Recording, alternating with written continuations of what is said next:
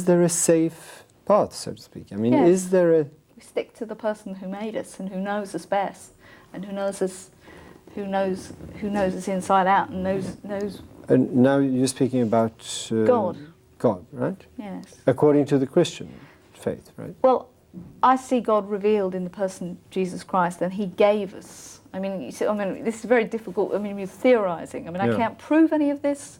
It's a reality in my life, and it's a reality in millions of other people's lives. Now, how come you have concentrated on the issue of abortion? I mean, because it's fundamental.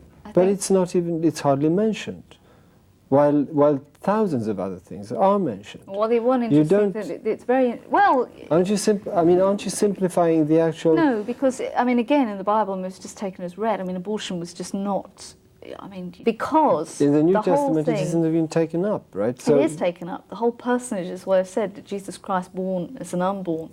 And that I think there's a very powerful picture also in that it was through the...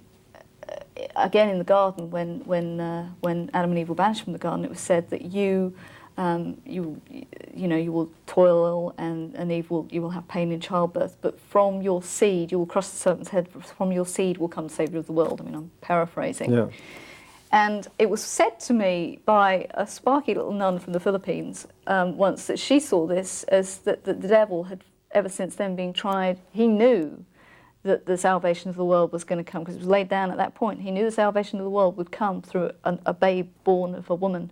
And you see, I mean, Herod did the whole picture, the destruction of children, the destruction of the innocence which happened historically, that whole thing, that the way that children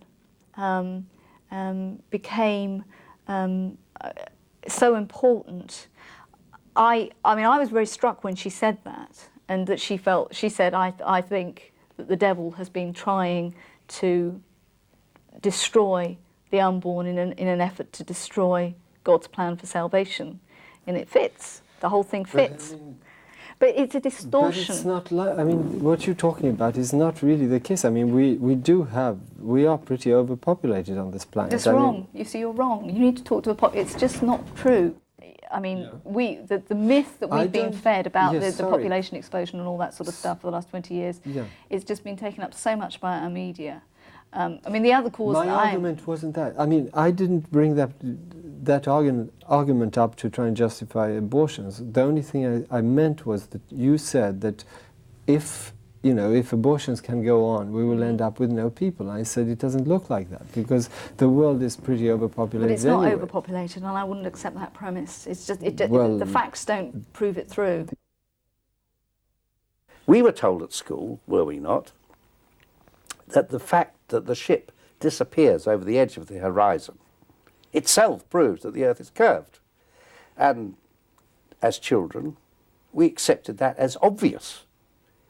Anyone who could possibly say the Earth was flat was clearly out of his little tiny mind. What I didn't realise, and that was really the interesting part about exploring the whole question of how our ideas on the flat Earth and beliefs change, it never occurred to me, as it rarely occurs to anybody else, that 1,000 years ago, for example, there were Vikings, you've heard of the Vikings, who circumnavigated the world, did they not? And their ships, their sailing ships, moved to the edge of the horizon. They disappeared over the edge. Did the people who travelled in these boats, sailed in these boats, believe they were falling over the edge? Not at all. And when they saw ships disappearing over the edge of the horizon, did they draw the conclusion the Earth was curved? Not at all. The mere fact that a ship or object moves towards the horizon, gets smaller and smaller, in and of itself doesn't prove it one way or the other.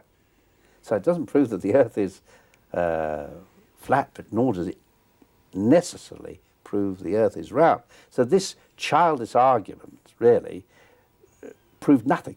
And that had never occurred to me. And it really shows that people's belief systems are based on very shaky ground.